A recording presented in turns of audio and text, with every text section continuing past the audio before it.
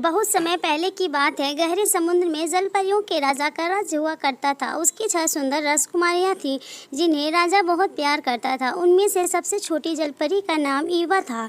ईवा सभी की चहेती थी क्योंकि वह हर समुद्री जीव के बारे में अच्छा सोचती थी। जब भी ज़रूरत पड़ती थी तो वह खुशी खुशी उनकी मदद कर देती थी। लेकिन यह बात बाकी जलपरियों को अच्छी नहीं लगती थी। राजा ने नियम बनाया था कि जो भी जलपरी 18 साल की हो चुकी हो तो वह समुद्र की ऊपरी सतह पर जा सकती थी। इस तरह उन्हें समुद्र के बाहर की दुनिया को देखने का मौका मिलता था। एक दिन राजा की 5वीं परी का 18वां जन्मदिन था तो उसे भी यह मौका दिया गया, जिसे देखकर ईवा के मन में भी समुद्र की सतह पर जाने का मन हुआ। ईवा ने भी अपने पिताजी यानी समुद्र के राजा से समुद्र की सतह पर जाने की इजाज़त मांगी। इस पर राजा ने यह कहते हुए मना कर दिया कि समुद्र की सतह पर जाने के लिए वह अभी बहुत छोटी है। इस घटना के बाद से युवा को अपने 18वें जन्मदिन का इंतजार रहने लगा। समय बीतता गया और युवा अपनी दादी से समुद्र के बाहर की दुनिया के बारे में पूछती रहती थी। दादी की कहानियों से युवा को इंसानों के बारे में भी पता चला। दादी माँ ने युवा को यह भी बताया कि हमारी उम्र 300 साल होती है और हम मरने के बाद झाग बन जाते हैं। वहीं जिस जलपरी का दिल नेक और सच्चा होता है उसे आसमान की परी अपने साथ ले जाती हैं और उस जलपरी को भी परी बना देती हैं। वहीं इंसानों की उम्र ज़्यादा से ज़्यादा 100 साल की होती है। इस प्रकार दादी से रोज़ वो समुद्र से बाहर की दुनिया के बारे में जानती रहती थी। एक दिन वो घड़ी भी आ गई जिसका ईवा का कई सालों से इंतज़ार था। नियम के अनुसार ईवा ने भी अपने जन्मदिन के अवसर पर राजा से समुद्र की ऊपरी सतह पर जाने की आज्ञा मांगी। इस पर राजा आज्ञा देने के लिए तैयार नहीं हुए। उन्हें डर था कि उनकी इस भोली भाली बेटी को कोई कुछ कर न दे। तभी वहाँ केकड़ा आता है जो राजा का मंत्री था। सभी राजा के मंत्री को क्षिप्र कहकर बुलाते थे। वह ईवा का बहुत अच्छा दोस्त भी था। क्षिप्र ने राजा से अनुरोध किया कि वह ईवा का ख्याल रखेगा और उसे अपने साथ सही सलामत वापस लेकर आ जाएगा। तब राजा ने उन दोनों को समुद्र की सतह पर जाने की आज्ञा दी। राजा ने आज्ञा लेकर वो दोनों खुशी खुशी समुद्र की ऊपरी सतह की ओर चल देते हैं।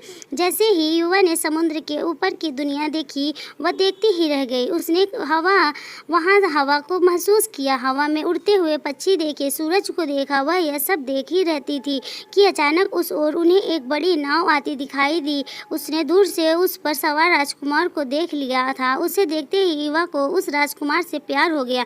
तभी अचानक समुद्र में तूफान आ गया और राजकुमार को नाव तूफान में फंसकर टूट गई। यह सब देखकर ईवा का मन भावुक हो गया और वह तुरंत राजकुमार को बचाने के लिए बढ़ चली।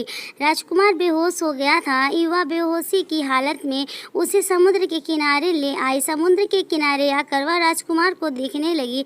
तभी अचानक वहाँ किसी के आने की आहट सुनाई दी। इस पर वह झट से एक चट्टान के पीछे छिप गई। उसने देखा कि वहाँ कुछ राजकुमारियाँ आकर राजकुमार के पास रुक गई हैं और उसे होश में लाने की कोशिश कर रही हैं। राजकुमार ने होश में आते ही उसके पास खड़ी राजकुमारी से पूछा कि क्या उसकी जान उस राजकुमारी ने बचाई। तब उस राजकुमारी ने झूठ बोलते हुए हाँ में उत्तर दिया। यह सब ईवा देख रही थी। उसे यह अच्छा नहीं लगा कि राजकुमार की जान बचाने का झूठा श्रेय वह राजकुमारी ले रही थी। फिर भी ईवा खुश थी कि राजकुमार की जान बच गई थी। उसके बाद ईवा वहाँ से निकलकर वापस समुद्र की गहराइयों में अपने महल आ गई। वापस महल आने के बाद उसका मन कहीं भी नहीं लग रहा था। उसे अब हर पल बस राजकुमार की याद सताती रहती थी। तभी वहाँ क्षिप्र आया और उसने युवा से पूछा कि वह क्यों उदास है। तब युवा ने उसे पूरी बात बताई। क्षिप्र ने कहा कि यहाँ काले समुद्र की ओर एक डायन रहती है। वह शायद तुम्हारी इस मामले में कुछ मदद कर सकती है, लेकिन उसके ऊपर भरोसा नहीं किया जा सकता है। युवा किसी भी हालत में राजकुमार को पाना चाहती थी। इस कारण वह बिना कुछ सोचे समझे डायन के पास जाने के लिए चल देती है। डायन ने जैसे ही उसे अपनी गुफा में आते हुए देखा तो जादुई आईने से इसके बारे में पूछा। तब आईने ने बताया कि वह राजकुमारी है जिसका दिल बहुत साफ है। वह बहुत जल्दी आसमान की परी बनने वाली है। जिस दिन वह परी बनेगी उस दिन तुम्हारे पाप की दुनिया और तुम्हारा दोनों का अंत हो जाएगा। डायन ने यह सुना तो उसने कहा कि मैं ऐसा कभी नहीं होने दूंगी। इतने में युवा डायन के पास पहुंच जाती है और अपने दिल की बात उसे बताती है। इस पर डायन कहती है कि वह उसकी मदद तो कर सकती है, लेकिन जब जब वो इंसान बनेगी तब उसकी आवाज़ चली जाएगी। यह सुनकर युवा कुछ देर सोचने लगी, फिर उसने कहा कि वह राजकुमार के लिए कुछ भी कर सकती है। डायन मन ही मन हंसी और उसने युवा को एक जादुई शरबत दिया। डायन ने कहा कि जैसे ही वह समुद्र के किनारे पहुंचकर इस शरबत को पिएगी वह इंसान बन जाएगी। युवा तुरंत शरबत को लेकर समुद्र की ऊपरी सतह की ओर बढ़ने लगती है और जल्दी ही वह किनारे पहुंच जाती है। किनारे पर पहुंचते ही ईवा उस जादुई शरबत को पीती है और बेहोश हो जाती है। शरबत पीने के बाद ईवा की पूंछ अब पैरों में बदल चुकी होती है। तभी जलपरी से इंसान बन चुकी बेहोश ईवा पर राजकुमार की नज़र पड़ती है और वह ईवा की खूबसूरती को देखता ही रह जाता है। वह उसे अपने महल ले जाता है। ईवा को देखने के बाद कहीं न कहीं राजकुमार को भी उससे प्यार हो जाता है, लेकिन उसने उस राजकुमारी को शादी का वचन दे दिया था जिसने राजकुमार को बचाने का झूठ बोला था। दूसरे दिन ईवा को जब होश आया और वह चलने लगी तब राजकुमार उसके पास आया और उससे उसके बारे में पूछने लगा। इस पर ईवा कुछ भी नहीं बोल पाई और बहुत दुखी हुई। इसके बाद उसे पता चला कि राजकुमार की शादी राजकुमारी से होने वाली है, जिसे सुनकर वह और भी अधिक दुखी हुई और किनारे पर आकर रोने लगी। जब शिप्रा ने यह सब बात सुनी तो उसने पूरी बात समुद्र के राजा और राजकुमारियों को बताई। राजा सीधा किनारे की ओर जाने लगा और राजकुमारियाँ डायन की गुफा की ओर। राजकुमारियों ने डायन से आकर ईवा के बारे में पूरी बात कही और उसे वापस से जलपरी बनाने की प्रार्थना करने लगी। डायन को लगा कि यह सब मेरे जाल में फंस गए हैं। डायन ईवा के हाथों राजकुमार को मरवाना चाहती थी, जिससे वह कभी भी आसमान की परी न बन पाए और डायन की पाप की दुनिया बनी रहे। डायन ने राजकुमारियों को एक खंजर दिया और उनसे कहा कि अगर ईवा इस खंजर से राजकुमार को मार दे तो वह फिर से जलपरी बन सकती है।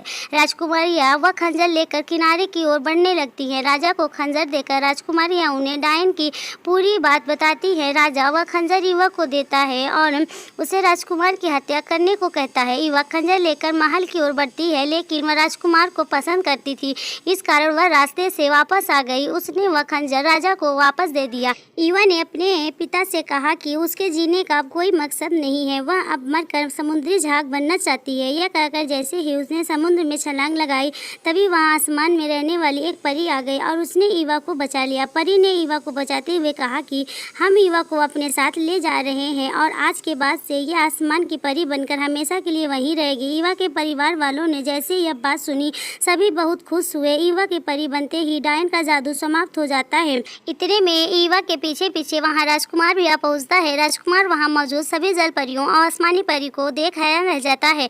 वह ईवा को बताता है कि वह भी उससे बहुत प्यार करता है। इस पर ईवा राजकुमार से कहती है कि इस जन्म में न सही लेकिन अगले जन्म में हमें ज़रूर मिलेंगे। साफ मन से अच्छे काम करने वालों को कभी बुरा नहीं होता, वही दूसरों का बुरा चाहने वालों के साथ हमेशा बुरा ही होता है। आपको एक शायरी बोलेंगे, दिल को बहलाने के खातिर कोई बहाना चाहिए, तू नहीं मौजूद तेरा प्यार रहना चाहिए, ऐ तेरा एहसास तुझको हर घड़ी में चाहिए, मैं तेरी खुशबू मुझसे हर वक्त रहनी चाहिए। अगर जलपरी कहानी आपको अच्छा लगा हो तो लाइक एंड सब्सक्राइब ज़रूर करें।